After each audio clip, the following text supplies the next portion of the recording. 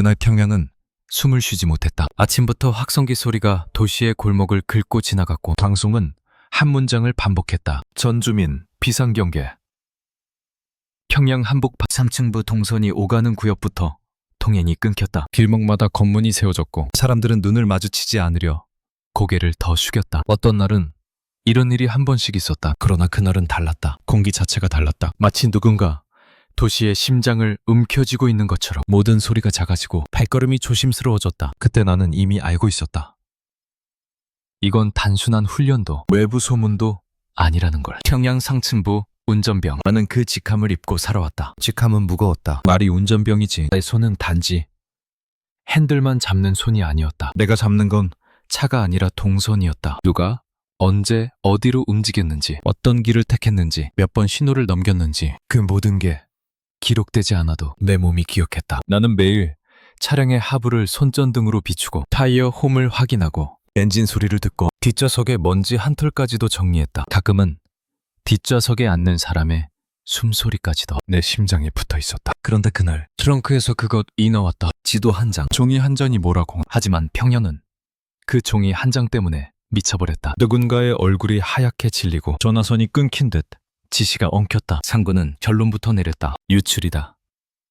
순간 도시 전체가 하나의 거대한 사냥터가 되었다. 이동 제한 강화, 통행증 전수검사. 사람들은 줄을 서서 자신의 종이를 내밀고 손바닥을 뒤집어 보이고 가방을 열었다. 어제까지 정상이던 삶이 오늘 갑자기 범죄자가 될 준비를 해야 하는 삶으로 바뀌었다. 나는 그 지도를 처음 본 순간 손끝이 얼어붙었다. 왜냐하면 그건 내가 몰라야 할 종이었으니까. 나는 운전병이다. 보고하는 사람도 결정을 내리는 사람도 아니다. 나는 늘 모르는 게 안전이라는 말을 귀에 못이 박히도록 들었다. 그런데 내 손에 쥐어진 그 지도는 세상에서 가장 위험한 알아버림이었다. 누가 트렁크에 넣었을까? 왜 하필 내 차였을까? 그리고 나는 지금 이걸 본 순간부터 이미 끝난 걸까? 사람들은 나를 보면 고개를 끄덕였다. 수고한다. 하지만 그날 이후 그 인사는 다르게 들렸다. 마치 마지막 인사처럼. 나는 내 주변이 조용해지는 걸 느꼈다. 동료의 시선이 한 번 더 오래 붙었다 떨어졌고 건물 출입구에서 근무하던 경비병은 내 얼굴을 보며 평소보다 길게 서류를 들여다봤다. 그 작은 지연이 뭔지 아는 사람만 안다. 평양에서는 한 번 더 보는 시선.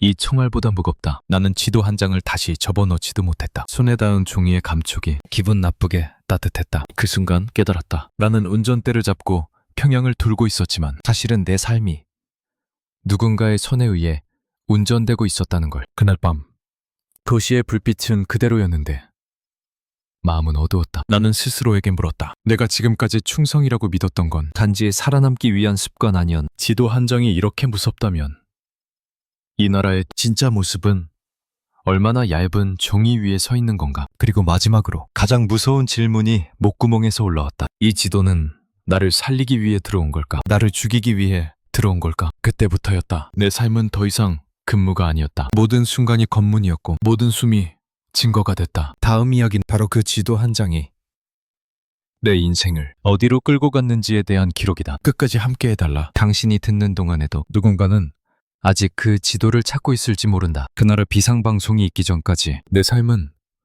겉으로는 괜찮아 보이는 종류의 평양 생활이었다. 아침이면 정해진 시간에 일어나 물 한 바가지로 얼굴을 닦고 금복 같은 작업복을 걸치고 거울 앞에서 모자를 몇 번이나 고쳤었다. 규정대로 각도까지 맞춰서. 그게 내 직업이었다. 상층부 운전병이라는 건 차만 모는 일이 아니었다. 흠없는 사람처럼 보이는 일이었다. 나는 집을 나서기 전에 항상 주머니 안을 손끝으로 훑었다. 통행증, 차량키, 운행일지, 그리고 오늘 배정된 차량 번호가 적힌 쪽지. 이 네 가지가 없으면 내 하루는 시작조차 못했다. 평양에서는 시작하지 못하는 하루가 곧 의심이 든다. 집은 오래된 아파트였다. 계단을 내려갈 때마다 난간에서 손이 미끄러지지 않도록 꼭 잡았다. 누군가와 마주치면 반드시 먼저 인사했고 목소리는 너무 크지도 작지도 않게 조절했다. 지나치게 친절하면 눈에 띄고 무표정하면 더 눈에 띄었다. 평양에서 살아남는 표정은 늘 중간이었다. 출근길의 풍경은 늘 같았다. 거리에는 구호판이 서 있었고 사람들은 무표정하게 이동했다. 하지만 그 무표정 속에서도 서로를 감시하는 기색이 있었다. 나는 그 시선을 늘 피부로 느꼈다. 특히 내가 출근하는 구역은 더했다. 창친부 차량이 오가는 길목은 원래부터 공기가 다르게 굳어 있었다. 검문소는 매일 같은 곳에 있었다. 가끔은 담당자가 바뀌었다. 그게 문제였다. 담당자가 바뀌는 날이면 통행증을 더 오래 들여다보고 얼굴을 더 오래 쳐다봤다. 그들의 질문은 늘 똑같았다. 어디 소속이요? 오늘 은행은 누구 동무요? 그런데 똑같은 질문이 매일 반복될수록 나는 오히려 더 불안해졌다. 이 나라에선 규칙이 안전한 게 아니라 규칙이 많을수록 위험이 늘어났다. 규칙이 많다는 건 잡아낼 구멍도 많다는 뜻이니까. 내 직업에는 남들이 모르는 특유의 습관이 있었다. 차량에 탑승하기 전 나는 반드시 오른손 장갑을 벗고 트렁크 안쪽 모서리를 손끝으로 한번 훑었다. 먼지가 묻는지, 습기가 남는지, 종이 같은 게 끼어 있는지 아주 미세한 변화라도 놓치면 안 됐다. 승부 차량은 깨끗한 게 아니라 결함이 없어야 했다. 나는 트렁크의 고무 패킹까지 손가락으로 눌러봤고 금속 부품에서 나는 냄새까지 구분했다. 그게 내 일의 방식이었다. 태모난 듯 보이는 날들 속에도 통제의 디테일은 늘 박혀 있었다. 가장 먼저 감시의 방식. 우리 동네에는 주민 감시망이 촘촘했다. 엘리베이터 앞 게시판에는 생활 총화 일정이 붙었고 누가 언제 무슨 말을 했는지 누가 어떤 표정으로 앉아 있었는지가 기록되는 곳이 바로 내 생활 공간이었다. 나는 집에서조차 숨을 깊게 쉬지 못했다. 그리고 또 하나. 이동의 방식. 상향에서 이동은 늘 허가였다. 허가받지 않은 이동은 존재할 수 없었다. 버스에 타는 것, 시장을 지나가는 것, 심지어 친척 집에 들르는 것조차 설명이 필요했다. 나는 운전병이라 이동이 잦았지만 그래서 더 위험했다. 이동이 많을수록 흔적도 많아진다. 흔적이 많아질수록 누군가의 질문도 많아진다. 그때 나는 내 삶의 이유를 크게 생각해 본 적이 없었다. 그저 살아야 했다. 부모는 오래전부터 눈에 띄지 말고 말 조심하고 배부르면 된다 라고 말했다. 그 말은 내 몸속에 습관처럼 박혔다. 하지만 어느 날부터인 나는 작은 것들에 예민해지기 시작했다. 사람들이 몰래 나누는 속삭임, 전기 사정이 조금만 흔들려도 불안해지는 밤, 그리고 무엇보다 내가 운전하는 차량에 뒷좌석에서 들려오는 아주 낮은 대화들. 그들은 이름을 부르지 않았다. 지도를 펼치지 않았는데도 지도 위를 손가락으로 짚는 것 같은 말투로 이야기했다. 나는 그때 처음으로 깨달았다. 내가 운전하는 건 차가 아니라 비밀의 흐름이었다는 걸. 그런데도 나는 아무렇지 않은 척했다. 운전병은 귀가 있어도 없는 사람이어야 했다. 나도 그렇게 살았다. 아니, 그렇게 살려고 애썼다. 그리고 바로 그 평온한 척의 생활 끝에서 이상한 일이 하나 시작됐다. 아주 사소. 그러나 내 직업에선 절대 사소할 수 없는 것. 그날 아침 트렁크 고무 패킹에 내가 모르는 종이의 냄새가 남아있었다. 그 냄새는 설명하기 어려웠다. 종이 자체의 냄새라기보다 오래 접혔다 펴진 흔적에서 나는 비릿한 잉크 냄새. 그것이 트렁크 고무 패킹 안쪽에 아주 얇게 마치 숨결처럼 붙어 있었다. 나는 손끝으로 패킹을 눌렀다가 떼며 확신했다. 누군가가 트렁크를 열었고 무언가를 넣었다가 뺐. 그리고 그 과정이 너무 서둘러서 흔적이 남았다. 그날의 공기는 이상하게도 맑았다. 겨울이 끝나가는 시기 평양 하늘은 늘 그렇듯 흐릿했지만 그날은 유난히 먼지가 적었다. 그런데 내 가슴은 반대로 뿌옇게 막혔다. 나는 그날 하루 종일 눈이 자꾸 트렁크 쪽으로 갔다. 시동을 걸고도 사이드 미러를 확인하면서도 사람들을 태우고 내리면서도 내 마음 한쪽이 계속 뒤로 끌렸다. 내가 이런 예민함을 갖게 된 건 단지 직업 때문만이 아니었다. 어떤 흔적은 발견하는 순간부터 사람이 달라진다. 나는 늘 늘어진 줄을 밟고 다니는 것처럼 조심하며 살아왔지만 그날부터는 줄이 아니라 칼날 위를 걷는 느낌이었다. 차량 배정은 바뀌지 않았다. 그게 오히려 더 무서웠다. 배정이 그대로라는 건 누군가가 의도적으로 나를 그 차에 묶어두고 있다는 의미일 수도 있었다. 운전병들은 서로의 배정을 대강은 안다. 누가 언제 어느 구역으로 가는지. 그런데 그날은 동료들 사이에서도 말이 없었다. 인사도 짧아졌고 웃음은 사라졌다. 모두가 무언가를 알고 있는 얼굴이었다. 점심 무렵 나는 처음으로 상층부 인물을 직접 태우게 됐다. 그는 뒷좌석에 앉자마자 말없이 천방만 봤다. 입술이 굳어 있었고 손등 혈관이 튀어나와 있었다. 전에는 이런 표정을 본 적이 없다. 혼춘부 사람들은 늘 여유를 가장한다. 그런데 그날의 그는 여유를 가장할 힘조차 없는 사람처럼 보였다. 차량 안은 너무 조용했다. 엔진 소리와 타이어가 아스팔트를 긁는 소리만이 귀에 박혔다. 그때였다. 뒷좌석에서 아주 낮은 목소리가 흘러나왔다. 통화였다. 그가 통화하는 걸 들어선 안 되었다. 운전병은 듣지 못하는 사람이어야 했다. 하지만 어떤 소리는 원래 귀를 거치지 않고 몸으로 들어온다. 지도는 잠깐 멈춘 뒤 목소리가 더 낮아졌다. 어디서 새나갔는지 아직도 모르나? 내 손이 핸들 위에서 미세하게 떨렸다. 그가 내가 듣고 있는지 확인하려는 잠깐 나를 향해 시선을 던졌다. 단 1초도 안 되는 순간. 하지만 그 1초는 내 목덜미에 얼음처럼 박혔다. 나는 눈길을 절대 돌리지 않았다. 앞을 보며 숨도 고르게 쉬었다. 내 몸은 자동으로 정상이라는 연기를 시작했다. 검문소를 통과할 때 경사가 통행증을 받아들고 내 얼굴을 다시 봤다.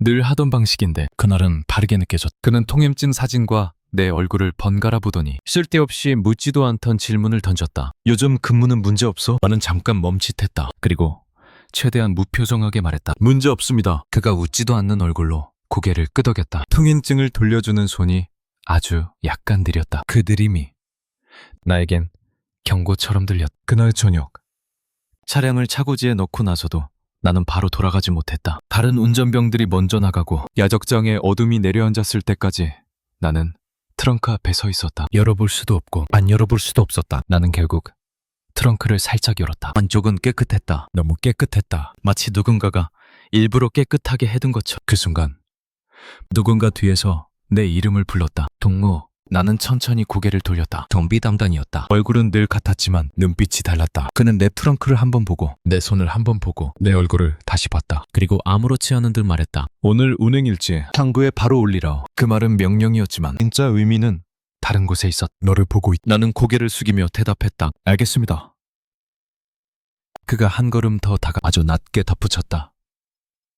딱 2마디. 조심하라. 그날 밤 집으로 돌아오는 길이 끝없이 길어졌다. 아파트 계단을 오를 때도 발소리가 크게 들렸다. 문을 열고 들어오자 집 안은 평소와 같았다. 하지만 내 귀는 계속 밖을 듣고 있었다. 누가 내 문 앞을 지나가는지, 누가 계단을 오르는지. 나는 물을 마시면서도 목이 타들어갔다. 그리고 그 한 가지 질문이 내 머릿속을 떠나지 않았다. 내가 찍힌 걸까? 며칠 뒤 내 앞에 있던 길 하나가 조용히 사라졌다. 문을 닫는 소리도 잠그는 소리도 없었다. 그냥 어느 순간부터 열리지 않았다. 그 변화는 아주 작게 시작됐다. 아침 출근길 늘 지나가던 검문소에서 병사가 내 통행증을 봤더니 갑자기 고개를 갸웃했다. 나는 그 표정을 읽을 수 있었다. 이게 맞나? 라는 얼굴. 하지만 통행증은 분명 정상이었다. 날짜도 도장도 서명도 완벽했다. 그런데 그는 내게 통행증을 돌려주지 않고 뒤쪽 부스에 걸어갔다. 그 사이 나는 차 안에서 꼼짝 못했다. 뒤로 줄이 길게 늘어섰고 운전병들은 창문 너머로 내 차를 힐끔거렸다. 평양에서는 이런 시선이 가장 무서워. 질문보다 소문보다 시선이 먼저 사람을 죽인다. 잠시 후 다른 사람이 나왔다. 낯선 얼굴. 금복의 단추가 반짝였고 표정은 너무 단정했다. 그는 통행증을 들고 내 창문 앞으로 다가왔다. 그리고 아무 감정도 없는 목소리로 말했다. 오늘은 다른 길로 돌아가시오. 왜입니까? 나도 모르게 질문이 튀어나왔다. 질문하는 순간 내 심장이 내려앉았다. 이 나라에서 왜는 금지된 단어였다. 그는 내게 이유를 주지 않았다. 지시오.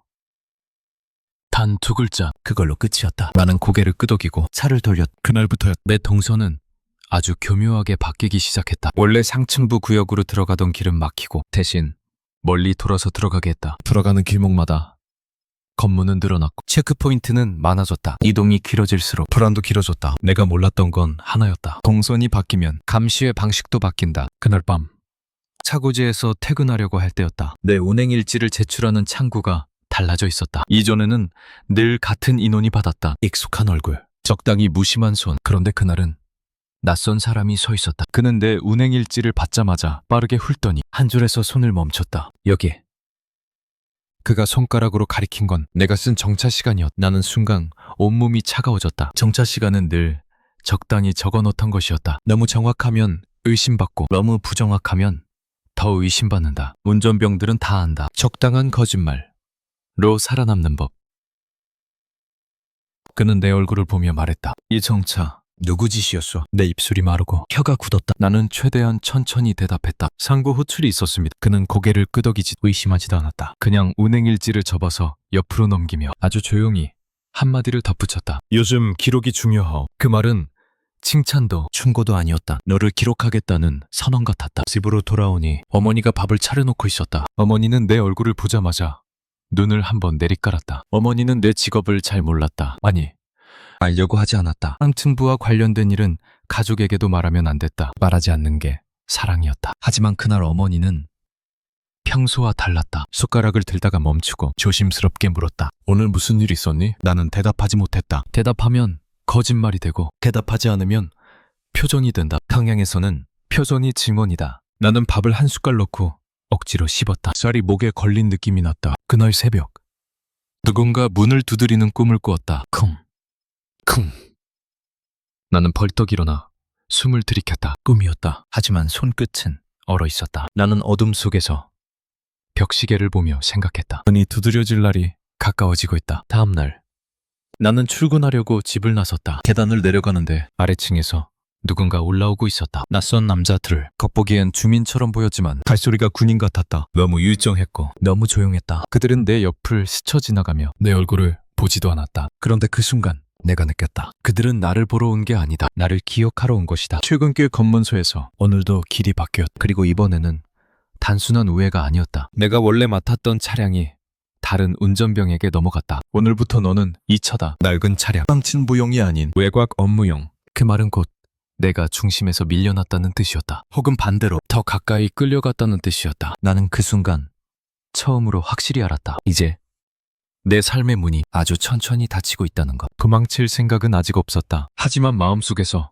어떤 문장 하나가 조용히 자라기 시작했다. 여기서 더 오래 있으면 나는 결국 사라진다. 내가 보이고 있다는 걸 깨달은 건 특별한 사건 때문이 아니었다. 오히려 아무 사건도 없는데 이상하게 모든 게 더 조용해졌을 때였다. 낡은 외곽 업무용 차량을 배정받은 뒤 내 하루는 겉보기엔 훨씬 단순해졌다. 중층부 구역 출입도 줄었고 긴장감도 덜할 것 같았다. 그런데 이상하게도 몸은 더 굳었다. 진짜 위험은 늘 눈앞이 아니라 뒤에서 온다는 걸 나는 직업으로 배웠다. 그날 아침 차고지로 들어가는 입구에서부터 분위기가 달랐다. 검문이 늘어났다. 야간 검문 강화라는 말이 방송으로 흘러나오더니 새벽부터 초소마다 인원이 2배로 서 있었다. 통행증 검사도 더 길어졌다. 그들은 종이를 보면서도 내 얼굴을 봤고 내 얼굴을 보면서도 내 손을 봤다. 손에 기름이 묻어 있는지 손톱 밑이 깨끗한지까지. 나는 웃지 않았다. 운전병이 웃는 건 쓸데없는 자신감처럼 보일 수 있었다. 그렇다고 지나치게 굳어 있으면 그건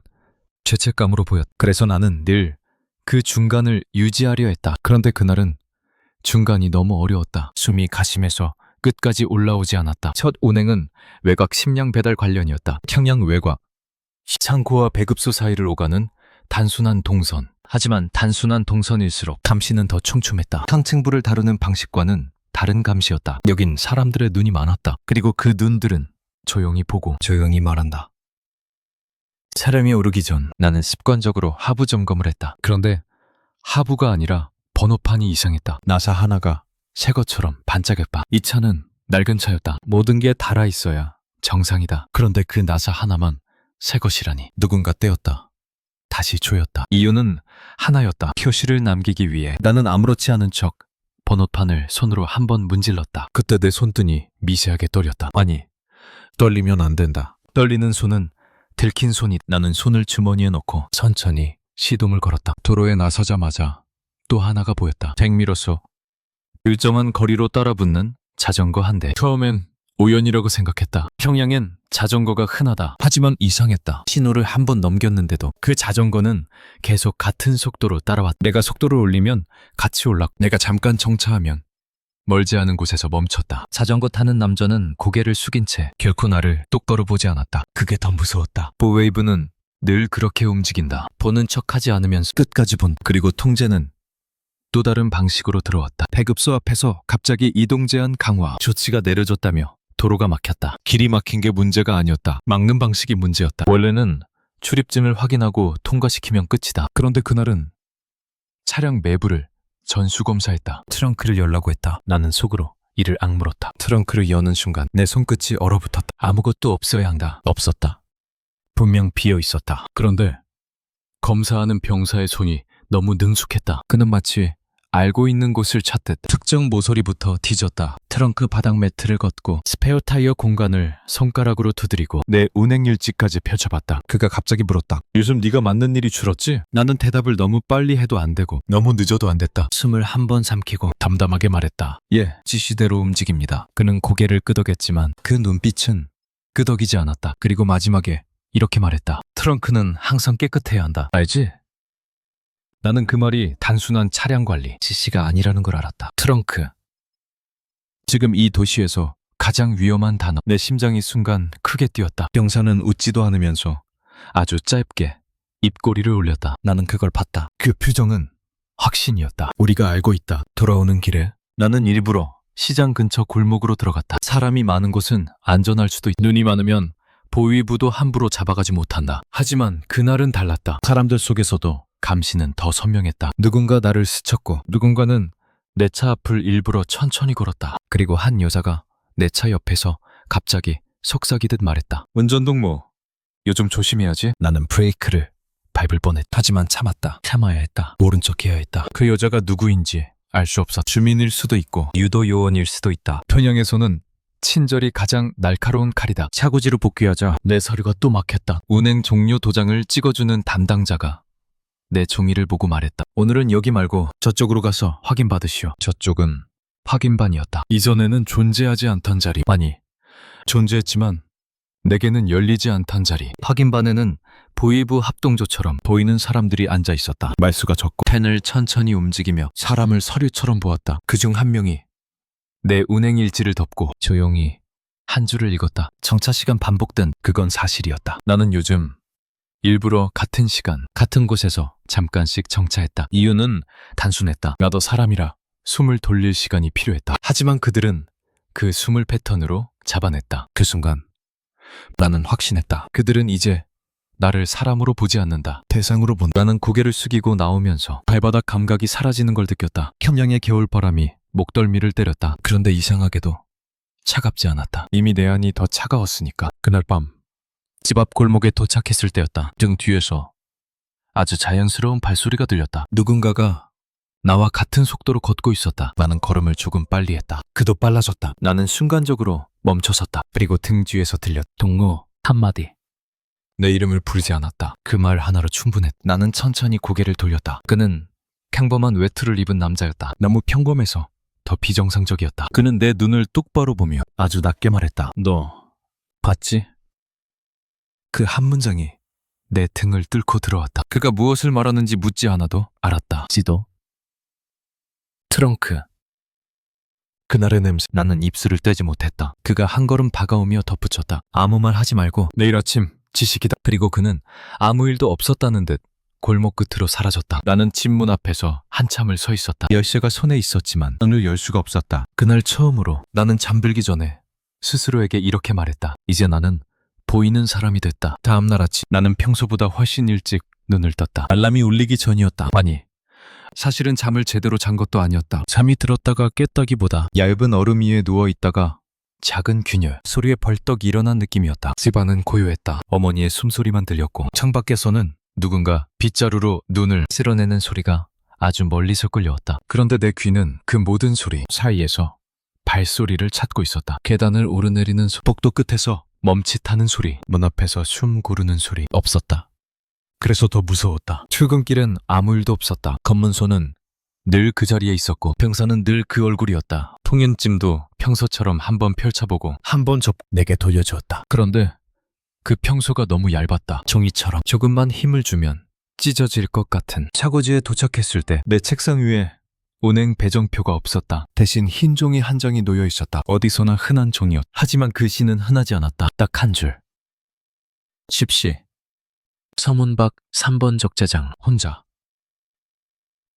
나는 손끝으로 그 종이를 만졌다. 종이는 차가웠다. 그 차가움이 내 심장으로 넘어왔다. 누군가가 내 책상 위에 이걸 올려놓고 갔다. 내 주변 모든 사람이 그걸 봤을 수도 있다. 아니, 그걸 봤다는 사실 자체가 신호일 수도 있다. 나는 그 종이를 바로 찢어버리고 싶었다. 하지만 찢는 순간 나는 더 뚜렷한 죄가 되나. 그래서 운전병들이 늘 하듯 종이는 주머니 안쪽 깊숙한 곳으로 밀어넣었다. 마치 존재하지 않는 것처럼. 십시 전까지 나는 아무 일도 하지 못했다. 차량 점검도 손이 안 움직였고 운행일지도 글씨가 삐뚤어졌다. 풍요들이 지나가며 말을 걸어도 나는 제대로 대답하지 못했다. 머릿속은 한 문장만 반복했다. 혼자.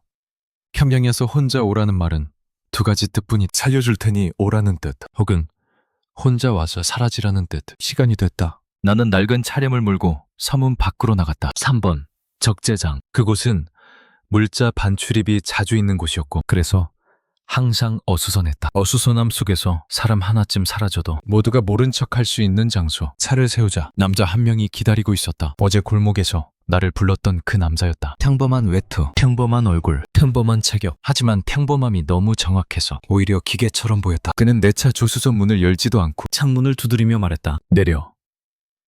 나는 내렸다. 발이 땅에 닿는 순간 땅이 흔들리는 것 같았다. 그는 나를 적재장 뒤쪽 눈이 쌓인 컨테이너 사이로 데려가 바람이 막히는 좁은 틈. 그곳은 사람 목소리가 밖으로 새지 않는 곳이었다. 그는 첫 마디부터 본론이었다. 트렁크에서 나온 지도 너 봤지? 나는 대답하지 않았다. 아니, 할 수 없었다. 내 침묵은 인정이었다. 그는 담배를 꺼내지 않았다. 이런 자리에서 담배를 피우는 사람은 두 종류뿐. 정말 상층부이거나 정말 잃을 게 없는 사람. 그는 아주 작은 봉투 하나를 내게 던졌다. 얇은 봉투.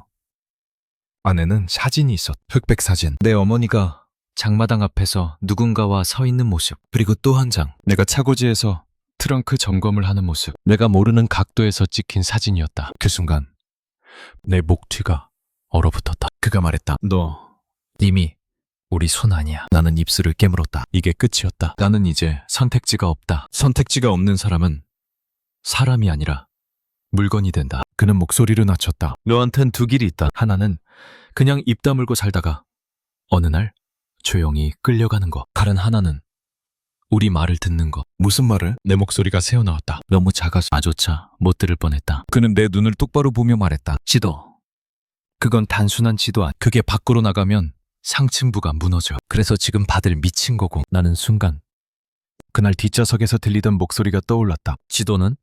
그 말이 이제야 내 몸 안에서 완전한 형태가 됐다. 너는 운전병이야. 동선과 적재를 안다. 누가 언제 어디로 가는지, 어느 창고에서 뭘 싣는지, 그 지도 한 잔이 왜 트렁크에 있었는지도. 결국 네가 가장 가까이 있었던 거다. 그때 나는 깨달았다. 그 지도는 실수로 내 트렁크에 들어온 게 아니었다. 누군가가 의도적으로 가장 의심받기 쉬운 자리에 넣었다. 그리고 그 의심을 나에게 씌웠다. 나는 차가운 숨을 내뱉었다. 그럼 저는 이제 끝입니까? 그는 고개를 살짝 저었다. 아니, 아직 끝 아니지. 근데 여기서 끝낼 거면 오늘 밤에 너네 집 문이 두드려질 거야. 그 말은 예언이 아니라 일정표였다. 나는 그 순간부터 알았다. 지금 내 삶의 시간은 며칠이 아니라 시간 단위로 줄어들었다. 그는 마지막으로 한마디를 던졌다. 오늘부터 너는 시스템 바뀌다. 안으로 돌아가려고 하지 마. 그 말이 끝나자 내 다리가 풀렸다. 하지만 넘어질 수 없었다. 넘어지는 순간 나는 이미 끌려간다. 나는 이를 악물고 섰다. 집으로 돌아오는 길 나는 어머니가 아침에 끓여준 국을 떠올렸다. 그 따뜻한 국이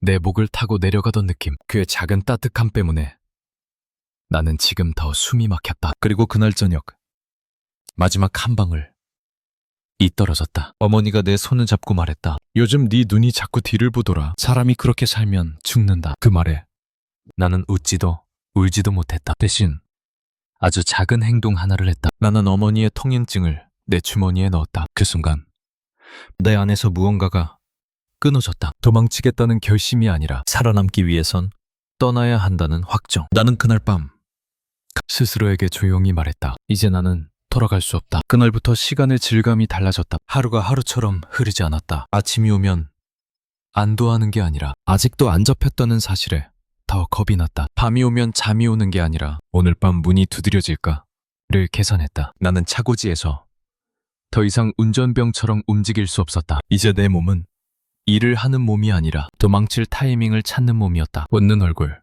무심한 눈, 규정대로 서류를 넘기는 손. 그 모든 연기가 필요했다. 단 한 번이라도 실수하면 끝이었다. 그런데 이상하게도 시스템은 나를 당장 잡아가지 않았다. 그게 더 끔찍했다. 잡지 않는 것, 아직 쓸모가 있다는 뜻이었다. 그리고 그 쓸모는 언젠가 버려질 것이다. 평양에서는 버려지는 순간이 곧 죽음이다. 그날 오후 차량 정비구 안쪽에서 나를 부르는 사람이 있었다. 정비 담당이 아니었다. 이름표도 없고 말투가 짧았다. 동무, 잠깐.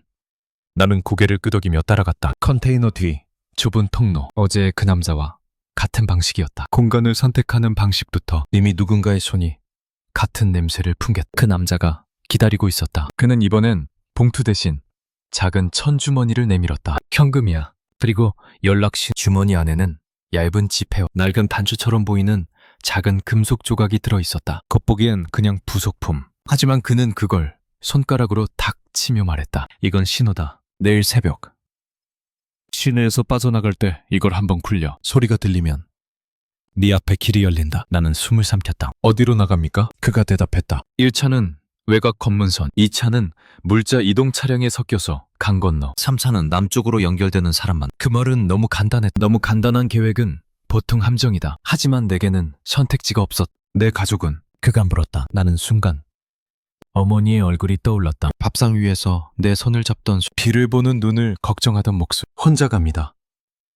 나는 입술을 깨물며 말했다. 그는 고개를 끄덕였다. 그게 살 길이야. 한 사람만 살릴 수 있을 때는 한 사람이라도 살아야지. 그 말이 차갑게 들리면서도 이상하게 이해가 됐다. 이 나라에서 사랑은 약점이 되고 약점은 표적이 된다. 그날 밤 집에 돌아오자 어머니가 먼저 내 얼굴을 봤다. 어머니는 아무것도 묻지 않았다. 대신 내 손을 잡고 손등을 쓰다듬었다. 말 대신 체온으로 묻는 질문이었다. 너 어디 아프니? 나는 고개를 저었다. 아프지 않았다. 아픈 것보다 더 깊은 곳이 이미 무너지고 있었다. 새벽이 되기 전 나는 집안의 작은 물건들을 바라봤다. 젓가락, 낡은 알루미늄 컵, 어머니가 아끼던 비누 조각, 이런 것들이 내가 가진 전부였다. 그런데 지금은 그 전부를 버리고 나가야 했다. 나는 조용히 옷 속에 돈을 숨기고 신호 금속 조각을 손바닥에 꼭 쥐었다. 끈 어둡고 조용했다. 너무 조용해서 오히려 누군가가 숨을 죽이고 있는 것 같았다. 나는 평양을 빠져나가는 버스 정류장으로 향했다. 원래 운전병은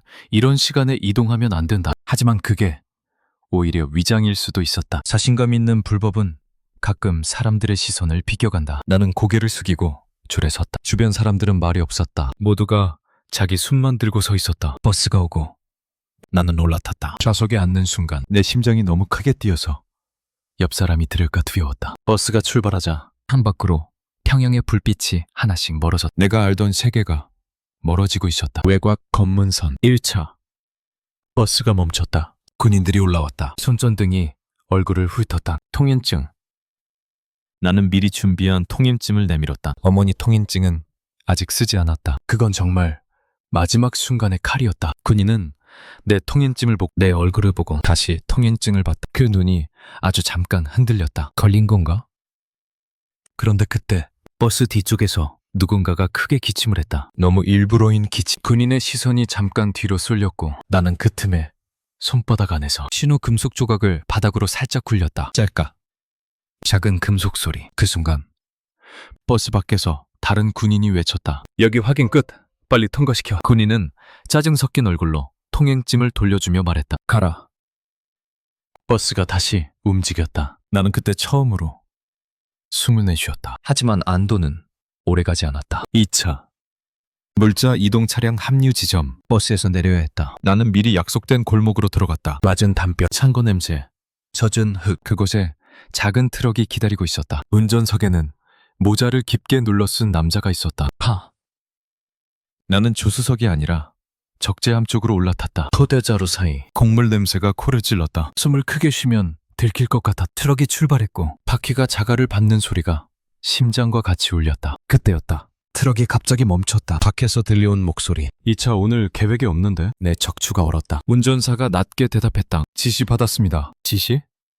누구 지시? 그 질문은 칼이었다. 그리고 나는 그 순간 깨달았다. 지시라는 단어가 통하지 않는 사람들이 여기 있었다. 천막이 들쳐지는 소리가 났다. 손전등 빛이 적재함 사이로 찔러 들어왔다. 나는 포대자루 밑으로 더 깊게 몸을 밀어넣었다. 숨을 참았다. 숨을 참으면서도 내 손은 주머니 속 어머니 통행증을 만지고 있었다. 그때 누군가 낮게 말했다. 바로 그놈이. 그 한 문장에 내 몸이 굳었다. 그 순간 나는 알았다. 점이 바뀌었다. 약속된 길이 누군가에게 이미 넘어갔다. 이건 구출이 아니라 덫이었다.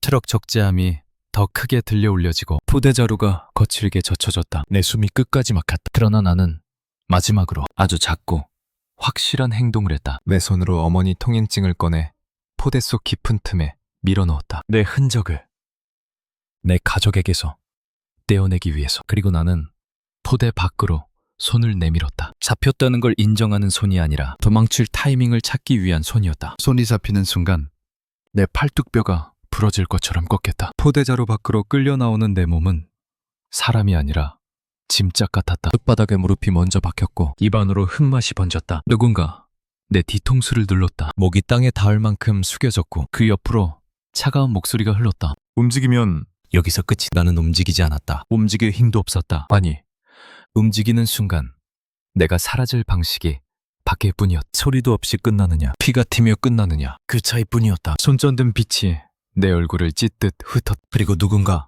내 앞에서 쭈그려 앉았다. 가까운 거리, 숨결이 느껴질 정도. 그는 내 얼굴을 천천히 들여다보더니 마치 오래 찾던 물건을 발견한 사람처럼 말했다. 평양 상층부 운전병 맞지? 그 한 문장에 내 속이 내려앉았다. 이건 우연이 아니었다. 내가 여기 올 걸 알고 있었고 내 신분을 정확히 알고 있었다. 그 남자는 종이 한 장을 꺼냈다. 내 운행 기록과 비슷한 형식의 표, 날짜, 시간, 동선, 차량 번호, 그리고 맨 아래 작은 글씨로 적힌 단어 하나. 지도. 내 손끝이 얼었다. 나는 그때야 이해했다. 지금 이 덫은 탈북 시도 때문이 아니라 처음부터 그 지도 때문이었다는 걸. 누가 줬냐? 그는 딱 한 문장만 던졌다. 나는 입을 열지 않았다. 아니, 열 수 없었다. 내가 말하는 순간 누구가 사라진다. 그리고 그 누구는 아마 나보다 더 많은 사람을 품고 있을 것이다. 내 침묵을 보며 남자는 웃지도 않고 대신 낮게 혀를 찼다. 말 안 하면 네가 다 뒤집어 쓴다. 그 말은 협박이 아니라 사실이었다. 지도 한 장이 사라졌고 그 책임을 누군가는 져야 한다. 책임은 늘 가장 약한 곳으로 흐른다. 운전병은 상층부 가까이 있지만 상층부가 아니다. 가까운 만큼 위험하고 멀어진 만큼 버려진다. 나는 그 위치가 얼마나 잔인한지 누구보다 잘 알고 있었다. 그들은 나를 차 안으로 밀어넣었다. 창문이 검게 칠해진 승용차. 문이 닫히자 바깥 공기가 끊겼다. 안에서는 땀 냄새와 금속 냄새가 섞여 있었다. 누구의 차인지도 어디로 가는지도 알 수 없었다. 그저 바퀴가 돌고 내 심장도 같이 굴러갔다. 차가 한참을 달린 뒤 멈췄. 문이 열렸고 눈앞에 낮은 건물 하나가 보였다. 창문이 거의 없는 건물. 입구에는 간판도 없었다. 그런데 나는 알았다. 이런 건물은 간판이 필요 없다. 들어가는 사람만 들어가고 나오는 사람은 거의 나오지 않으니까. 방 안은 차가웠다. 의자 하나, 탁자 하나, 전구 하나, 그리고 벽에 붙은 작은 종이 한 장. 암호가 적힌 것처럼 보이는 숫자들. 나는 그걸 보자마자 심장이 더 빨라졌다. 암호, 변경, 삭제. 나는 그 단어들이 머릿속에서 동시에 떠올랐다. 그들이 나를 안쳤다. 손은 묶이지 않았지만 손이 자유롭지 않았다. 자유란 착각이었다. 그때 문이 열리고 다른 사람이 들어왔다. 그는 군복도 외투도 아니었다. 너무 깔끔한 셔츠, 너무 조용한 걸음, 너무 정확한 눈빛. 그가 조용히 말했다. 지도가 유출되면 국경이 먼저 닫힌다. 나는 고개를 들었다. 그가 무슨 말을 하는지 이미 몸이 먼저 알고 있었다. 그는 탁자 위에 파일 하나를 올렸다. 그리고 천천히 펼쳤다. 그 안엔 지도 복사본이 아니라 지도에 대한 설명이 있었다. 동그라미, 선, 표시, 그리고 각 표시에 붙은 단어들. 연료 이동 경로, 특정 인물 회동 지점, 비공식 저장고. 그 순간 내 등골이 꺼졌다. 지도는 단순한 길 안내가 아니었다. 그건 평양 상층부가 숨기고 싶은 것들이 한 장으로 묶인 숨통이었다. 그는 내 표정을 보고 아주 낮게 웃었다. 이해했나? 이건 한 잔이 아니다. 한 장으로 끝나는 게 아니다. 나는 입술을 떨며 물었다. 그래서 지금 이렇게까지. 그는 고개를 끄덕였다. 그래서 이미 특정 구역 봉쇄가 내려갔고 근무지 통제가 걸려 통신 차단도 시작됐고 내부 기록은 지금 삭제 중이다. 누군가 흔적을 없애고 있어. 그 말이 더 무서웠다. 흔적을 없앤다는 건 증거를 없앤다는 뜻이기도 하지만 동시에 사람도 없앤다는 뜻이었다. 기록이 사라지면 사람도 사라진다. 존재 자체가 지워진다. 그리고 나는 그때 깨달았다. 나를 잡는 목적이 단순히 거민을 찾기 위해서가 아니라는 거야. 그들은 지도를 찾기 위해가 아니라 지도가 가리키는 것들을 보호하기 위해 필요하면 나 같은 존재는 얼마든지 지워버릴 수 있었다. 남자는 탁자 위에 펜을 놓았다. 그리고 말했다. 이제 선택해. 너 혼자 다 뒤집어 쓰고 사라질지 아니면 네가 아는 걸 말하고 조금 더 오래 살지. 나는 펜을 보지 않았다. 펜은 함정이었다. 내가 쓰는 순간 서류가 되고 죄가 되고 결론이 된다. 그때 내 머릿속에 어머니 얼굴이 떠올랐다. 밥상 위에 있던 따뜻한 국. 사람이 그렇게 살면 죽는다. 그 말이 내 목을 조였다. 나는 조용히 말했다. 저는 지도에 대해 아는 게 없습니다. 그 말이 끝나자 방 안이 더 차가워졌다. 남자는 고개를 끄덕이며 문 쪽으로 시선을 던졌다. 그리고 아주 무심하게 한마디를 했다. 그럼 저 차대로 하지. 그날 저녁 평양은 완전히 달라졌다. 밖에서 들려온 소리로 알 수 있었다. 확성기 방송, 비상 소집, 그리고 반복되는 통행증 전수검사 실시, 특정구역 전면 통제. 나를 향한 덫은 여기서 끝이 아니었다. 이 도시 전체가 이제 하나의 거대한 덫이 되었고 그 덫의 중심에는 내가 봤던 지도 한 장이 있었다. 문이 다시 열렸다. 이번엔 손에 서류를 든 사람이 들어왔다. 이돔이다. 나는 자리에서 일어났다. 그리고 그 순간 확신했다. 이제부터는 정말로 움직이지 않으면 죽는다. 그들은 나를 연행하지 않았다. 그 표현이 더 정확했다. 손에 수갑을 채우지도 않았고 발을 묶지도 않았다. 대신 내 양옆에 사람 둘을 붙였다. 한 명은 내 어깨보다 반걸음 앞에서 걸었고 다른 한 명은 내 뒤에서 한 호흡만큼 붙었다. 숨을 쉬는 간격까지 통제하는 것. 이것이 평양식 이동이었다. 복도를 지나며 나는 깨달았다. 이곳에서는 문이 잠겨있지 않아도 나갈 수 없다. 문이 열려있어도 그 너머는 밖으로 나오자 공기가 확 바뀌었다. 겨울바람이 얼굴을 때렸고 그 차가움이 오히려 나를 깨웠다. 차가운 공기 속에서 나는 오히려 뚜렷해졌다. 지금 여기서 살아야 했다. 살아남으려면 머리가 아니라 머리가 먼저 움직여야 했다. 검은 승용차가 기다리고 있었다. 뒷좌석에 앉는 순간 창문 밖 풍경이 끝없이 흘러갔다. 평양의 길이 아니었다. 익숙한 구호판이 줄어들고 근초소의 간격이 넓어졌다. 그들은 나를 도시 밖으로 데리고 가고 있었다. 죽이려고 데려가나? 내 몸이 순간 굳었다. 하지만 차는 죽음의 장소로 곧장 가지 않았다. 차는 외곽의 어느 창고 단지 앞에서 멈췄다. 낡은 철문, 눈이 쌓인 공터, 그리고 사람들의 기척이 많았다. 말이 적재장이 아니라 작은 전쟁터 같았다. 차 문이 열리고 나는 내렸다. 그때 낯익은 뒷모습 하나가 보였다. 모자를 깊게 눌러 쓴 남자. 내가 포대 속에 숨었을 때 트럭을 몰았던 그 운전사였다. 그리고 그 옆엔 그를 감시하는 듯한 시선들. 그 순간 내 가슴이 내려앉았다. 그도 잡혔다. 아니, 정확히는 잡힌 척 하는지도 몰랐다. 평양에서 진짜 무서운 건 잡힌 사람이 아니라 잡힌 척하는 사람. 내 앞에 서 있던 담당자가 낮게 말했다. 오늘부터 너는 여기서 일한다. 일 말입니까? 그는 고개를 끄덕였다. 운전병은 운전병이지. 근데 이제 네 운전은 우리가 붙인다. 그 말은 감시와 통제를 한 문장으로 합친 것이었다. 그들은 나를 죽이지 않았다. 당장 죽이기엔 아까웠다. 대신 고립된 곳에 묶어두고 필요한 순간에 꺼내 쓰려 했다. 창고 안은 냄새가 심했다. 기름, 곡물, 금속, 젖은 천. 그 냄새가 폐속으로 들어오자 나는 다시 살아있는 느낌이 들었다. 그리고 동시에 여기서 죽을 수도 있다는 느낌도 들었다. 살아있는 곳은 언제나 죽음이 가까웠다. 내 업무는 단순했다. 차량에 물자를 싣고 지정된 경로로 옮긴다. 하지만 단순한 업무는 없었다. 상층부 운전병의 경험이 내게 알려줬다. 무언가를 옮긴다는 건 곧 무언가를 숨긴다는 뜻이다. 나는 오늘 운행 경로를 받았다. 종이에는 짧게 적혀 있었다. 강변.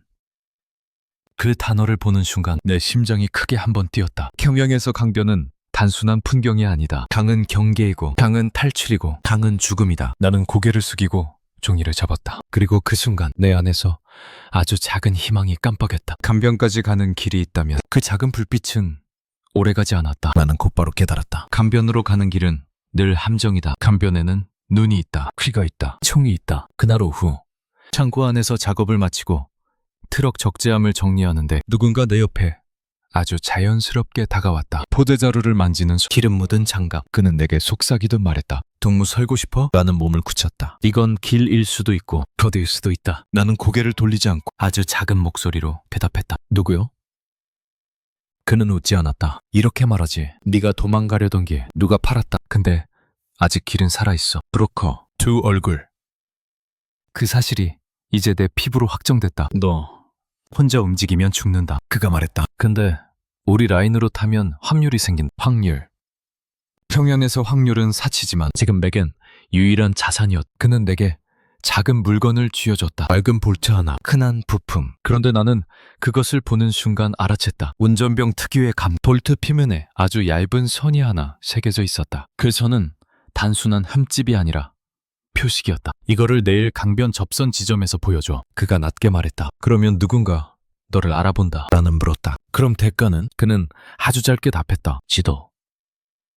내 속이 내려앉았다. 역시 결국 모든 길은 지도로 돌아간다. 나는 숨을 삼켰다. 난 지도를 갖고 있지 않아. 그는 내 얼굴을 처음으로 똑바로 봤다. 그 눈빛은 차갑지만 이상하게도 진짜였다. 사람의 눈이었다. 적어도 기계처럼 보이진 않았다. 가지고 있든 없든 상관없어. 그가 말했다. 중요한 건 너의 입에서 지도라는 단어가 나오는 순간 너는 거래 대상이 된다. 그때부터 너는 죽지 않고 달린다.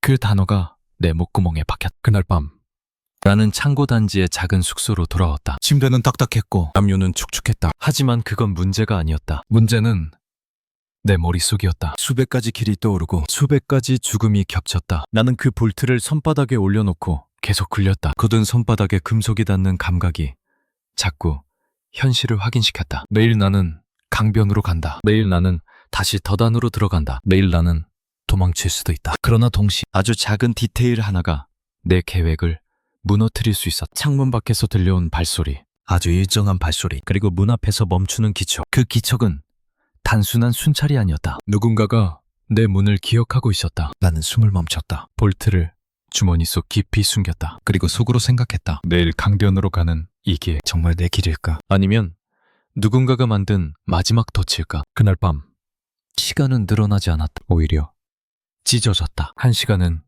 10시간처럼 길었고 10분은 칼날처럼 짧았다. 나는 눈을 감아도 잠이 오지 않았다. 잠이 오지 않는 게 아니라 잠을 허락받지 못했다. 문 밖의 바람소리, 복도 끝에서 나는 기침소리, 철문이 살짝 흔들리는 소리까지 전부 신호로 들렸다. 누군가 내 문을 기억하고 있다는 확신이 들자 나는 오히려 더 조용해졌다. 움직이면 소리가 나고 소리가 나면 존재가 된다. 이곳에서는 존재하는 것 자체가 위험했다. 그래서 나는 숨소리까지 줄였다. 숨을 얕게 쉬고 몸을 담요 속에 말아넣었다. 머릿속에서는 오직 한 장면만 반복됐다. 강변, 접선, 볼트.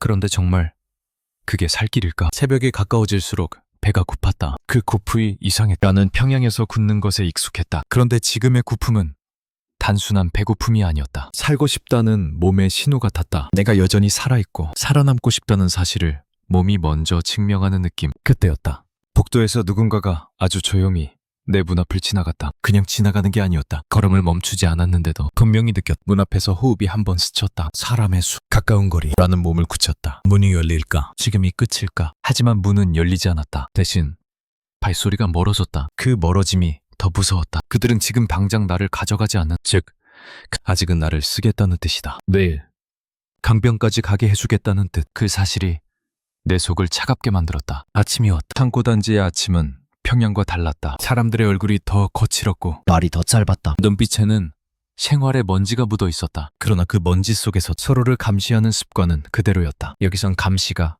국가가 아니라 생존이었다. 나는 작업장으로 나갔다. 트럭 앞에서 기름 냄새를 맡으며 손을 비겼다. 평소처럼 장갑을 끼고 타이어를 발로 한 번 차고 적재함의 포대 자루를 정리했다. 겉으로는 완벽한 근무였다. 하지만 속에서는 이미 준비가 시작됐다. 나는 오늘 몸에 지니고 갈 수 있는 걸 계산했다. 너무 많으면 걸리고 너무 적으면 죽는다. 볼트는 왼쪽 주머니 안쪽 깊숙이 넣었다. 또는 바지 허리 안쪽에 얇게 접어 숨겼다. 그리고 신발끈을 한 번 더 단단히 묶었다. 이건 사소하지만 가장 중요한 준비였다. 도망치는 순간 신발끈 하나 풀리면 사람이 죽는다. 운전병은 늘 사소한 결함을 잡는 사람이다. 오늘은 내 몸의 결함을 잡아야 했다. 점심 무렵 트럭은 출발했다. 같은 팀의 다른 인원도 탔다. 누구도 말을 하지 않았다. 말은 금지된 게 아니라 불필요한 위험이었다. 말이 오가면 관계가 생긴다. 관계가 생기면 의심이 생긴다. 도로는 얼어 있었고 바퀴는 자갈을 갈며 굴러갔다. 차가 흔들릴 때마다 내 심장도 같이 흔들렸다. 창문 밖에는 군초소가 더 자주 보이기 시작했다. 강이 가까워지고 있다는 뜻이었다. 강에 가까워질수록 시간이 느려졌다. 내 손은 장갑 속에서 땀이 차 있었다. 손바닥이 젖으면 금속이 미끄럽다. 나는 손가락을 은근히 움켜쥐며 땀을 말렸다. 그때 운전석 쪽에서 아주 낮은 대화가 들렸다. 오늘은 감시가 더 붙었다. 상부 지시래. 상부. 그 단어가 나오는 순간 내 목이 마르기 시작했다. 상부가 지시한다는 건 이곳의 움직임이 단순한 물자 운송이 아니라는 뜻이다. 이곳의 물자는 원래부터 물자만이 아니었다. 강변 접선 지점이 보였다. 멀리서 보면 평범했다. 발대숲, 얕은 물길, 작은 나무들. 하지만 가까이 갈수록 평범함이 가면이라는 걸 알 수 있었다. 눈에 띄지 않게 숨겨진 초소, 일정한 간격의 발자국, 그리고 차가 멈추기 전부터 느껴지는 사람 냄새. 트럭이 멈췄다. 내려. 나는 적재함에서 내려 흙을 밟았다. 흙은 딱딱했고 얼어 있었다. 얼어 있는 땅은 미끄럽다. 미끄러지면 끝이다.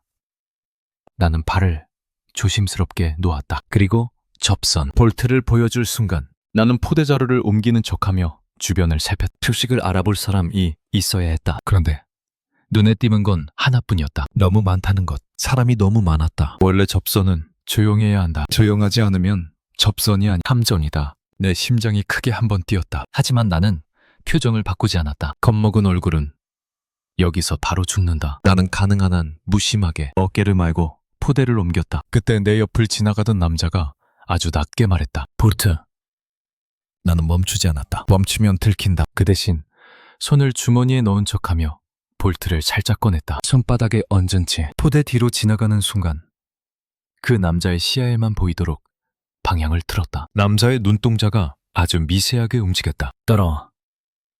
그 말은 거의 숨소리였다. 나는 그 순간 세상이 잠깐 멈춘 것처럼 느꼈다. 이게 길일까? 정말로 길이 열리는 걸까? 남자는 갈대숲 쪽으로 걸었다. 나는 포대 자루를 내려놓는 척하며 한 걸음, 두 걸음 아주 천천히 따라갔다. 너무 빨리 움직이면 시선이 붙는다. 너무 늦으면 기회가 끊긴다. 그 사이를 잘라내는 게 내 일이고 내 생존이었다. 갈대숲 안쪽으로 들어가자 바람 소리가 커졌다. 그 바람이 마치 내 숨을 숨겨주는 것 같았다. 남자는 나를 돌아보지 않은 채 낮게 말했다. 지금부터 소리내면 죽어. 하나만 물어봐. 지도 진짜 봤어? 나는 대답하지 않았다. 대답하는 순간 이 관계가 거래가 된다. 거래는 기록이 되고 기록은 죽음이 된다. 나는 침묵으로 대신했다. 남자는 짧게 숨을 내뱉었다. 좋아. 그럼 더 묻지 않아. 그가 멈춰섰다. 갈대 사이로 작은 틈이 있었다. 물길과 연결된 낮은 수로. 거기엔 낡은 나무판이 놓여 있었다. 딱 한 사람만 겨우 지나갈 수 있는 폭. 그 순간 내 심장이 미친 듯이 뛰었다. 지금이다. 그런데 바로 그때였다. 갈대숲 바깥쪽에서 들렸다. 거기 누구야? 손전등 빛이 갈대를 찍고 들어왔다. 한 줄기 빛이 내 발목을 스쳤다. 나는 그대로 얼어붙었다. 남자는 아주 짧게 욕을 내뱉었다. 씨. 그는 내 팔목을 낚아채며 속삭였다. 지금 당장. 그 말이 떨어지는 순간 세상이 다시 움직였다. 나는 나무판 위로 몸을 던졌다. 한 발, 두 발. 물이 튀며 바지가 젖었다. 차가운 물이 종아리를 때렸지만 아픔을 느낄 시간은 없었다. 뒤에서 군화발 소리가 폭발하듯 커졌다. 멈춰! 멈춰! 멈추면 죽는다. 멈추지 않아도 죽을 수 있다. 하지만 지금은 움직여야 한다. 그때 남자가 갑자기 내 손에서 뭔가를 빼앗았다. 벌트였다. 이건 내가 가진다. 너는 앞으로만 가. 왜? 내 목소리가 나올 뻔했다. 남자는 이를 악물고 말했다. 그걸 가지고 있으면 너는 거래품이 돼. 살고 싶으면 버려. 그 한 문장에 모든 게 이해됐다. 지도, 볼트, 표식. 이 모든 건 사람을 살리는 게 아니라 사람을 팔기 위한 꼬리표가 될 수도 있었다. 나는 뒤도 돌아보지 않고 뛰었다. 그리고 그 순간 내 머릿속에서 하나의 문장이 번개처럼 떠올랐다. 지금 가야 한다. 오늘 밤이 아니라 매일이 아니라 지금. 나는 뛰었다. 숨이 목을 찢었고 심장은 가슴 안에서 망치처럼 울렸다. 발밑의 수로는 생각보다 깊었다. 나무판 끝을 밟는 순간 미끄러졌고 한쪽 다리가 물속으로 푹 빠졌다. 얼음물 같은 냉기가 정강이를 타고 올라와 허리까지 쳤다. 순간 온몸이 경련했지만 넘어지면 끝이었다. 뒤에서 군화 소리가 따라붙었다. 갈대숲을 찢고 들어오는 소리. 무전기에서 튀어나오는 짧은 외침. 도주자, 수로방이. 나는 이를 악물고 몸을 끌어올렸다. 젖은 바지는 무겁고 발목은 지느게 잡혔다. 평양에서는 도망이 계획이었다. 하지만 여기서는 계획이 아니라 본능이었다. 본능이 아니면 살아남지 못한다. 수로는 좁은 농수로처럼 이어져 있었다. 물길은 강으로 이어지는 것 같았고 중간중간 낡은 철조망이 낮게 박혀 있었다. 나는 허리를 숙이고 철조망 밑으로 기어 들어갔다. 새가 등짝을 긁어 금복 위로 찢긴 천 조각이 붙었다. 등에서 열이 났다. 피가 나는지조차 확인할 수 없었다. 멀리서 손전등 빛이 쏟아졌다. 갈대 사이로 물 위로 내 그림자를 찾으려는 빛. 그 빛이 가까워질수록 나는 더 낮게 숨었다. 물속에 반쯤 몸을 담갔다. 차가운 물에 배까지 올라왔고 숨이 끊길 것 같았다. 나는 이를 악물고 기침을 삼켰다. 지침 한 번이면 끝이었다. 그때 누군가 낮게 소리쳤다. 쏴! 총성은 생각보다 짧았다. 한 발, 두 발. 물기둥이 내 옆에서 솟았다. 총알이 물을 갈랐다. 나는 반사적으로 몸을 비틀었다. 그 순간 오른쪽 어깨가 뜨겁게 찢어졌다. 바로 통증이 오지 않았다. 대신 팔이 갑자기 말을 듣지 않았다. 그게 더 무서웠다. 맞았다. 하지만 멈출 수 없었다. 나는 팔을 끌고 발로 물을 차며 앞으로 나아갔다. 하늘은 잿빛이었고 바람은 얼굴을 때렸다. 물이 너무 차가워서 감각이 둔해졌다. 오히려 그게 도움이 됐다. 아프지 않으니까. 아프지 않으니 움직일 수 있었다. 수로 끝이 나왔을 때 얕은 둔덕이 있었다. 나는 그 둔덕을 기어 올라가며 숨을 몰아쉬었다. 그때 또 다른 목소리가 들렸다. 오른쪽으로 둘러싸. 그들은 나를 포위하려 했다. 이건 추격이 아니라 사냥이었다. 사냥에는 규칙이 없다. 살려서 데려가라는 지시가 내려올 수도 있고 여기서 끝내라는 지시가 내려올 수도 있다. 나는 그걸 안. 상층부 가까이에서 너무 많은 지시를 들었다. 나는 둔덕을 넘어 숲 비슷한 곳으로 들어갔다. 나무는 낮고 가늘었고 눈이 쌓여 있었다. 발이 푹푹 빠졌다. 한 걸음이 10걸음처럼 무거웠다. 숨이 찢어졌다. 어깨에서는 따뜻한 것이 계속 흘렀고 그 따뜻함이 추웠다. 그때 앞쪽에서 아주 희미한 불빛이 보였다. 손전등이 아니었다. 기계적인 빛도 아니었다. 작은 등불 같은 사람의 지풀빛. 사람이 있으면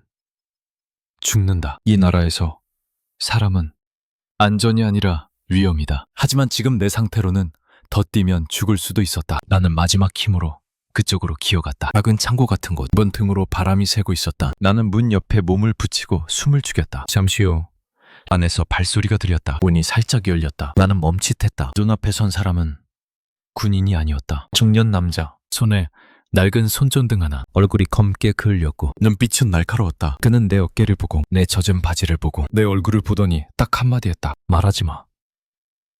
그 말이 이상하게도 따뜻하게 들려. 그는 나를 끌어당겨 안으로 들였다. 창고 안은 건초 냄새가 났다. 먼지가 많았고 차갑지만 바람은 막혔다. 그가 내 어깨를 찢어진 천으로 누르자 통증이 갑자기 터졌다. 나는 이를 악물고 숨을 삼켰다. 그는 낮게 말했다. 너 팽램 쪽 사람이구나. 나는 대답하지 않았다. 대답하면 정체가 된다. 정체가 되면 기록이 된다. 기록이 되면 누군가가 죽는다. 나는 고개를 아주 작게 끄덕였을 뿐이다. 밖에서 다시 총성이 들렸다. 이번엔 더 멀었다. 하지만 그 소리만으로도 내 몸이 떨렸다. 중년 남자가 창고 벽에 널빤지를 밀었다. 그 뒤에는 좁은 틈이 있었다. 겨우 사람 하나 지나갈 만큼의 통로. 여기로. 나는 거의 기어가듯 들어갔다. 통로는 낮았고 흙냄새가 났다. 옷이 긁히고 상처가 찢어졌다. 하지만 나는 참고 앞으로 갔다. 통로 끝에서 작은 출구가 나왔다. 강변이었다. 진짜 강이 눈앞에 있었다. 그는 속삭였다. 이제부터는 네 몫이다. 나는 떨리는 목소리로 처음으로 제대로 말을 꺼냈다. 왜 도와줍니까? 그는 잠깐 침묵하다가 말했다. 나도 한 번 도망친 적이 있어. 살려고. 그 한 문장이 내 가슴을 찔렀다. 살려고. 그게 전부였다. 어떤 명분도 필요 없었다. 나는 강가로 내려섰다. 물살이 생각보다 세었다. 얼음이 떠다녔고 바람이 세게 불었다. 강을 건너는 건 영화처럼 멋진 게 아니었다. 강은 그냥 사람을 죽인다. 냉정하게, 조용하게. 나는 숨을 크게 들이마시고 물속으로 들어갔다. 첫 발은 괜찮았다. 두 번째 발부터 다리가 얼었다. 세 번째 발에서 폐가 잠긴 느낌이 들었다. 손끝이 저려서 균형을 잡을 수 없었다. 몸이 앞으로 쏠렸다. 물이 입으로 들어왔다. 짠맛이 아니라 새맛이었다. 공포의 맛. 여기서 끝나는 건가? 그때 뒤쪽에서 또 다른 불빛이 비쳤다. 추격되었다. 손전등이 강 위를 훑었다. 누군가 외쳤다. 거기 있다. 나는 마지막 힘으로 물을 찼다. 팔이 말을 듣지 않았지만 몸이 앞으로 가는 것만은 멈추지 않았다. 물살이 나를 잡아 끌었고 나는 그 물살에 몸을 맡겼다. 살아남기 위해서가 아니라 죽지 않기 위해서. 강 한가운데서 내 몸이 갑자기 아래로 꺼졌다. 발이 바닥을 놓쳤다. 물속으로 빨려 들어갔다. 눈앞이 하얘지고 귀가 먹먹해졌다. 숨이라는 개념이 사라졌다. 모든 게 멀어졌다. 그 순간 내가 생각한 건 지도도 아니었다. 탐양도 아니었다. 어머니도 아니었다. 단 하나. 살고 싶다. 나는 물 위로 다시 떠올랐다. 숨을 내뱉고 다시 들이마셨다. 그 숨은 피맛이 났다. 하지만 숨이었다. 나는 반대편 강가의 진흙을 손으로 움켜쥐었다. 손톱이 깨졌다. 상관없었다. 나는 기어올랐다. 땅이 내 배 밑에 닿았을 때 나는 울지도 웃지도 못했다. 그저 몸이 떨렸다. 추위 때문인지 살아서인지 아니면 아직 끝이 아니라서인지 멀리서 또 다른 발소리가 들렸다. 하지만 이번엔 군화가 아니었다. 조심스럽고 빠르고 사람을 무너뜨리지 않는 발소리. 누군가가 나를 끌어당겼다. 짧은 한국말이 들렸다. 내가 알아듣지 못하는 속도. 그리고 마지막으로 들린 한마디. 괜찮아요. 이제 여기에. 나는 그 말을 듣는 순간에야 깨달았다. 나는 강을 건넜지만 내 몸은 아직도 도망치고 있다는 것. 나는 살아남았지만 아직 완전히 벗어난 건 아니었다. 눈을 떴을 때 천장이 너무 하얘서 오히려 무서웠다. 평양에서 하얀 천장은 새 것이 아니라 위험이었다. 새 것은 늘 누군가의 몫이고 누군가의 몫을 건드리면 사라진다. 그래서 나는 본능적으로 몸을 움츠렸다. 그런데 이번엔 아무도 소리치지 않았다. 근화도, 확성기도, 문을 두드리는 손도 없었다. 대신 기계가 내는 작고 규칙적인 소리가 들렸다. 삐! 삐! 그 소리는 감시의 신호가 아니라 생명을 확인하는 소리였다. 그 차이를 이해하는데 시간이 걸렸다. 내 오른쪽 어깨는 감각이 둔했다. 붕대가 감겨 있었고 팔은 제대로 들리지 않았다. 몸을 조금 움직이자 옆구리에서 통증이 올라왔다. 강물에 몸을 던졌던 순간이 늦게 찾아온 것처럼 내 신경들이 하나씩 깨어나 비명을 지렀다. 그런데 통증과 함께 이상한 감정이 따라왔다. 살아있다. 그 사실이 너무 낯설었다. 살아있다는 건 기쁨이어야 하는데 내겐 먼저 죄책감이 되었다. 나는 살아있는데 캠양의 어머니는 지금 어떤 밤을 보내고 있을까? 누군가 문을 두드렸을까? 아니면 아직 조용히 기다리고 있을까? 기다리는 게 더 잔인하다는 걸 나는 너무 잘 알았다. 잠시 후 문이 열렸다. 흰옷을 입은 사람이 들어왔다. 말투는 부드러웠고 눈빛은 내가 알던 평양 사람들과 달랐다. 여기 사람들은 눈으로도 위협을 하지 않았다. 나는 그게 더 불안했다. 익숙하지 않은 친절은 오히려 칼처럼 느껴지니까. 괜찮으세요?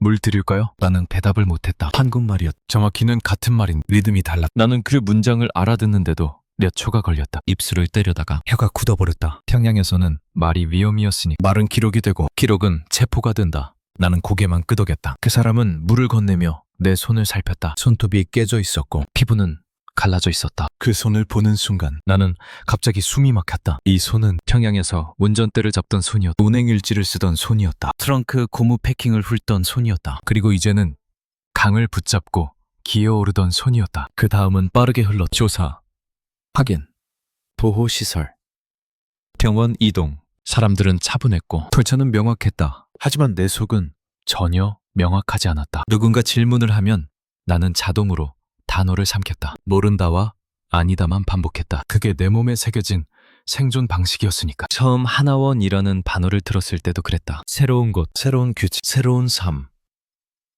사람들은 그걸 안전이라고 불렀지만 내겐 또 다른 검문소처럼 느껴졌다. 문이 있고 절차가 있고 내가 설명해야 하는 시간이 이어졌다. 다만 하나 달랐다. 여기서는 설명하지 않아도 당장 끌려가진 않았다. 그 차이가 너무 커서 오히려 더 멍해졌다. 며칠 뒤 나는 작은 방을 배정받았다. 불이 켜지고 따뜻한 물이 나왔고 밥은 규칙적으로 나왔다. 나는 밥을 먹으면서도 자꾸 멈췄다. 너무 많은 쌀알이 입안에서 굴러다니면 죄를 삼키는 느낌이 들었다. 어머니가 알루미늄 그릇에 담아주던 얇은 국이 떠올랐다. 그 국 한 숟갈 때문에 버텼던 시간들이 내 목을 조였다. 한국은 조용했다. 사람들이 큰 소리로 충성 맹세를 하지 않았고 어디에도 구호판이 없었다. 대신 화면이 있었다. 관광판, 휴대폰, 광고, 움직이는 글자들, 움직이는 색들. 나는 길거리에서 그걸 보며 멈춰섰다. 정보가 너무 많으면 사람은 더 외로워진다는 걸 그때 처음 알았다. 어느 날은 하나센터라고 불리는 곳을 갔다. 사람들이 미소를 지었고 교육을 해줬고 이제 괜찮다고 말했다. 그 말이 고마우면서도 무서웠다. 평양에서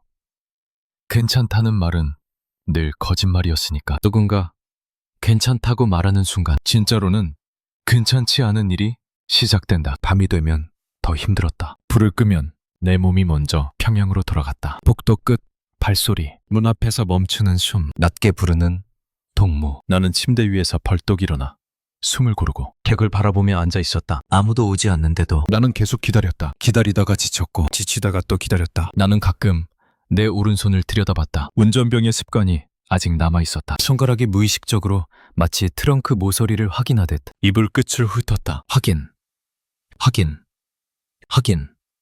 여기서는 아무것도 확인할 필요가 없는데도. 그리고 어머니 생각을 하면 숨이 끊겼다. 나는 도망쳤고 어머니는 남았다. 나는 아무 말도 남기지 못했다. 말은 위험이니까. 하지만 지금 생각해보면 말하지 않는 사랑은 결국 상처로 남는다. 그 사실이 늦게 내게 도착했다. 어느 날 밤 나는 창밖을 보며 혼잣말을 했다. 평양에서는 혼잣말도 위험했다. 누군가 들을 수 있으니까. 그런데 여기서는 아무도 나를 잡지 않았다. 그 자유가 처음엔 따뜻하지 않았다. 너무 넓은 바다처럼 느껴졌다. 그때 깨달았다. 나는 강을 건넜지만 내 마음은 아직도 그 강 한가운데에 있다는 걸. 지도 한 장, 트렁크, 비승방송, 검문, 달대숯, 총성, 강물, 그 모든 것이 지나갔는데도 내 몸은 계속 그날을 살고 있었다. 나는 지금도 가끔 묻는다. 그 지도는 누구를 살리려 했던 걸, 누구를 죽이려 했던 걸, 그리고 나는 정말 살아남은 걸까? 아니면 살아있는 채로 남겨진 걸까? 하지만 하나는 분명했다. 여기서는 적어도 누가 내 뒤통수를 눌러 숙이게 하진 않았다. 여기서는 적어도 누군가의 표정이 곧 사형 선고가 되진 않았다. 처음으로 나는 아주 작은 결심을 했다. 거창한 것이 아니었다. 정치도 아니었다. 복수도 아니었다. 그저 내가 살아있는 동안 내 이름이 지워지지 않게 살겠다는 결심. 내 삶이 종이 한 장에 접혀 사라지지 않게 하겠다는 결심. 창밖에서 눈이 내리고 있었다. 평양의 눈과 똑같은 눈인데 이곳의 눈은 내 어깨를 누르지 않았다. 나는 그 눈을 바라보며 조용히 속으로 말했다. 나는 아직도 두렵다. 하지만 이제 두려움을 견딜 수 있는 곳에 있다. 그리고 그 순간 내 마음속에서 하나의 이미지가 떠올랐다. 강물 위를 떠다니던 얇은 얼음 조각 하나. 그 얼음은 깨져 흘러가면서도 끝내 물에 녹지 않고 빛을 남겼다. 나도 그렇게 살고 싶었다.